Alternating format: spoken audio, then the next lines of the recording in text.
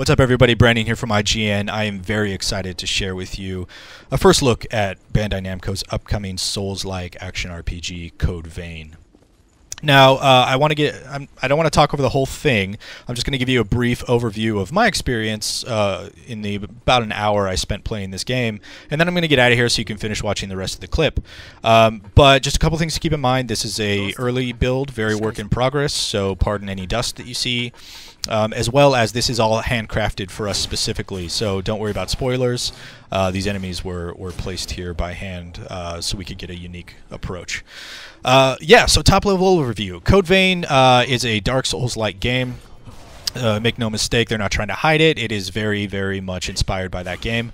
Combat, as you can see, plays out very similar to Dark Souls, and if you're familiar with either Dark Souls or the Bloodborne series, I feel like it falls somewhere right between those two. It's a little faster than the early Dark Souls. Dark Souls got faster as it went along, but it's not quite as fast as Bloodborne.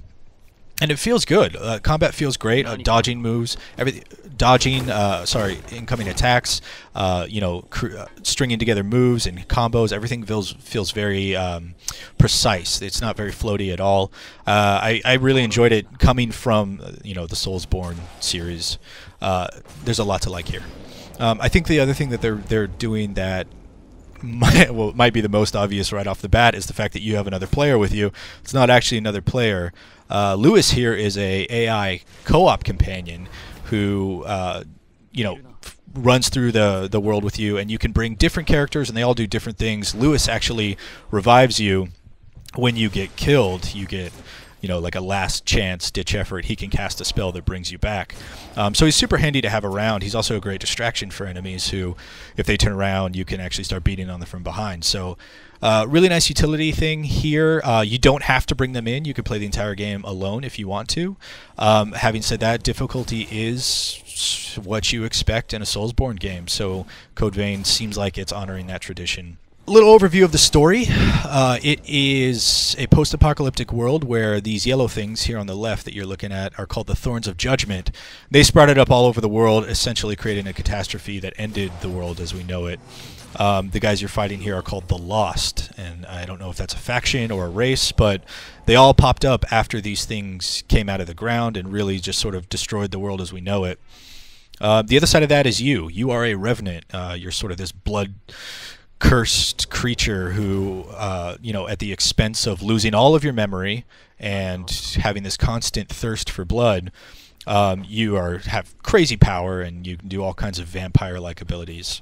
Chief among those are the gifts. If you look down at the bottom right hand of the screen, you see all of those little icons. All of those things do different stuff, and they're cast by using blood charges. Now, blood charges are gained by attacking enemies, doing damage to them. You'll see a small gauge under the number on the left that slowly fills up as you do more damage, and this basically replenishes your blood charges. Now, you can increase the maximum number of blood charges by doing this drain attack, where the character takes his gauntlet and does this swipe, and it hits an enemy and blood fills the screen, and that increases your maximum number of charges.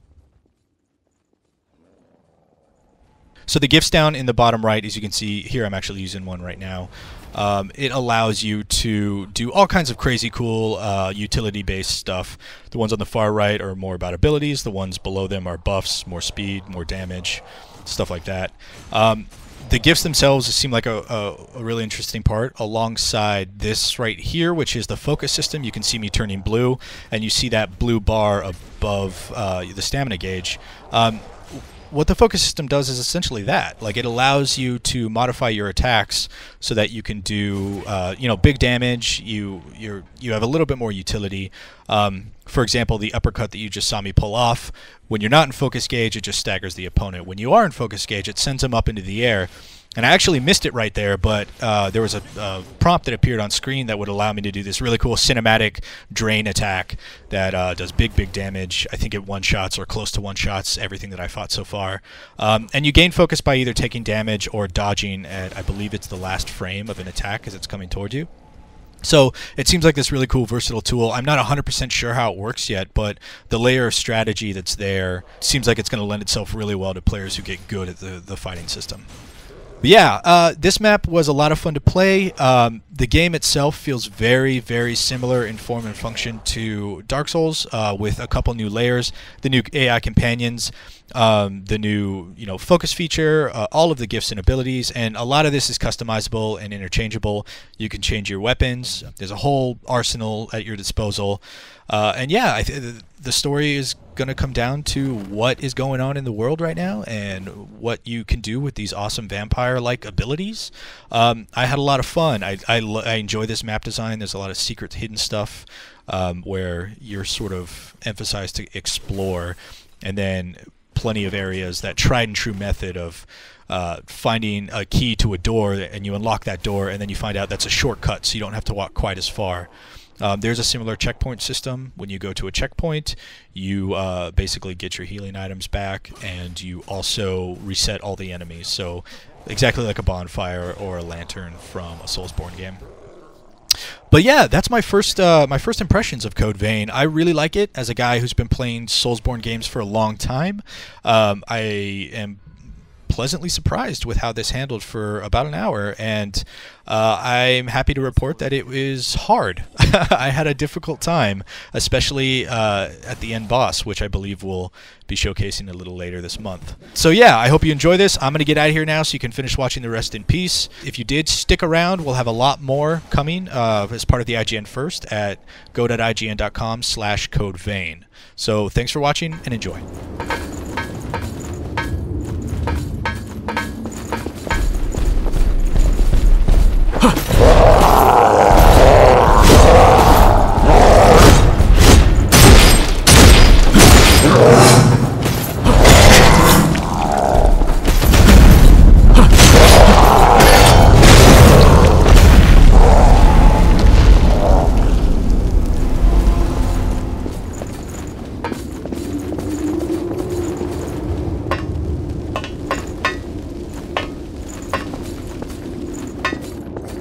ロストだ。まだ距離があるな。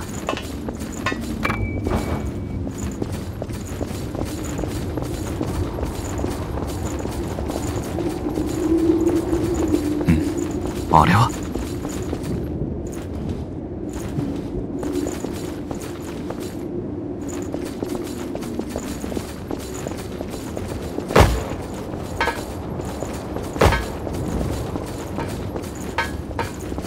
何かあったか？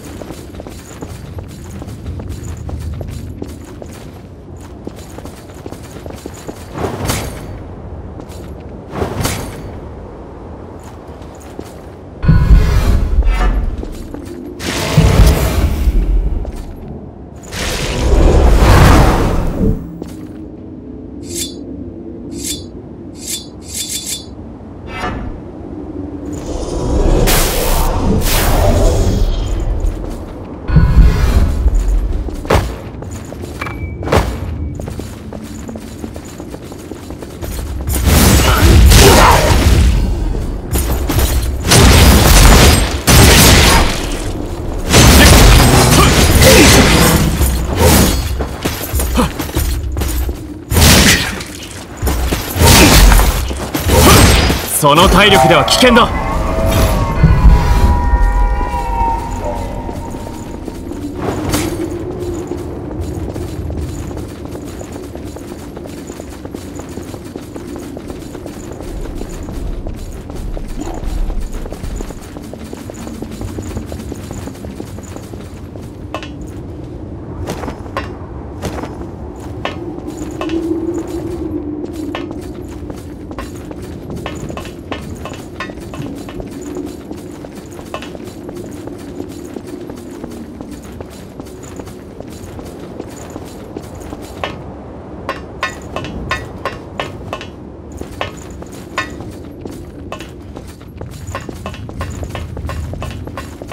少し観察するか。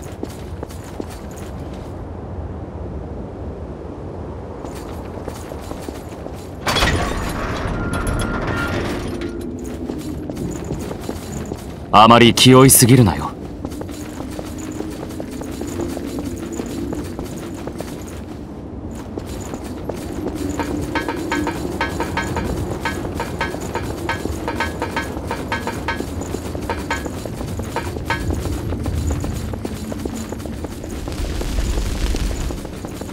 この辺り気になるか？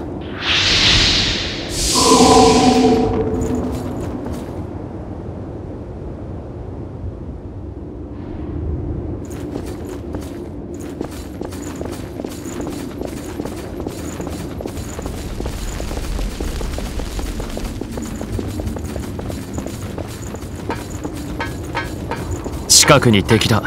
気をつけろ。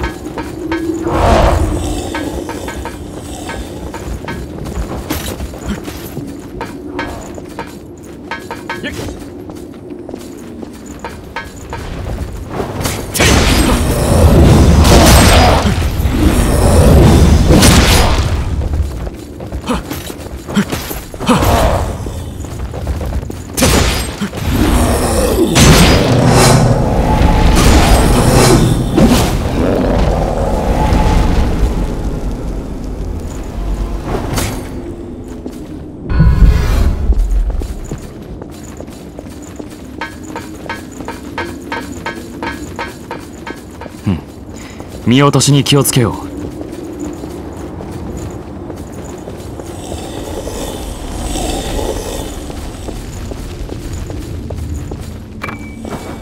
近くに敵だ。気をつけろ。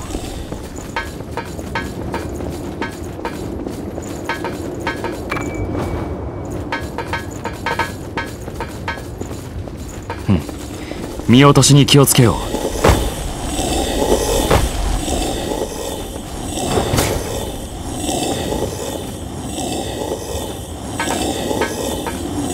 注意しろ。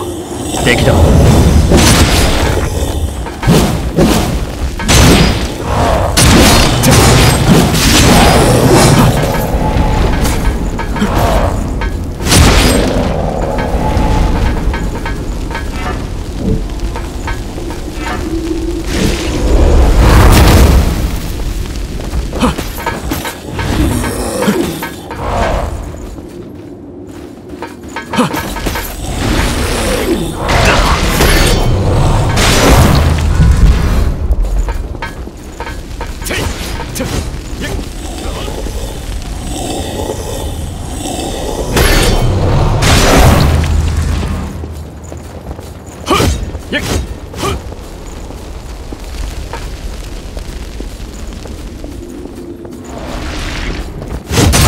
開けた場所へ出た方がいい。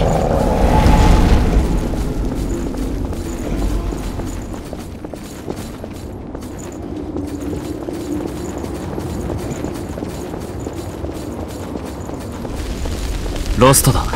近いぞ。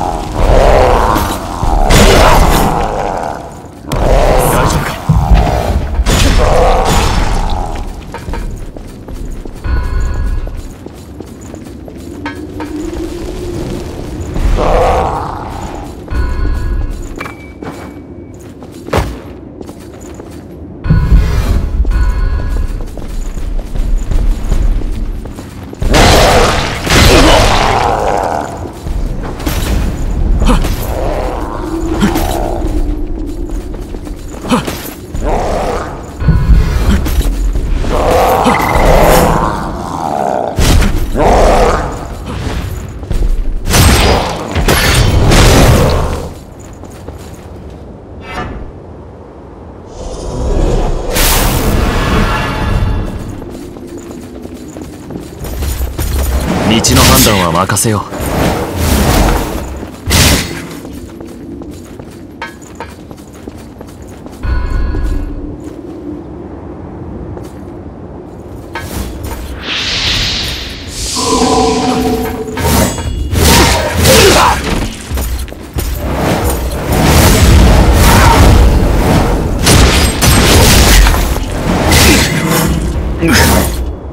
くそ。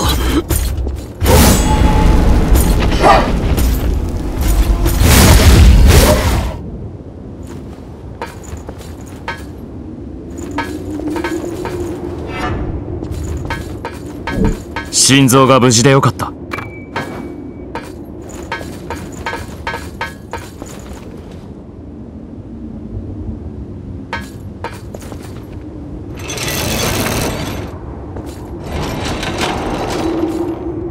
いるな。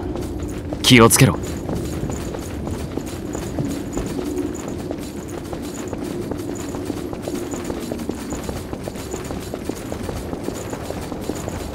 ふん、気になるな。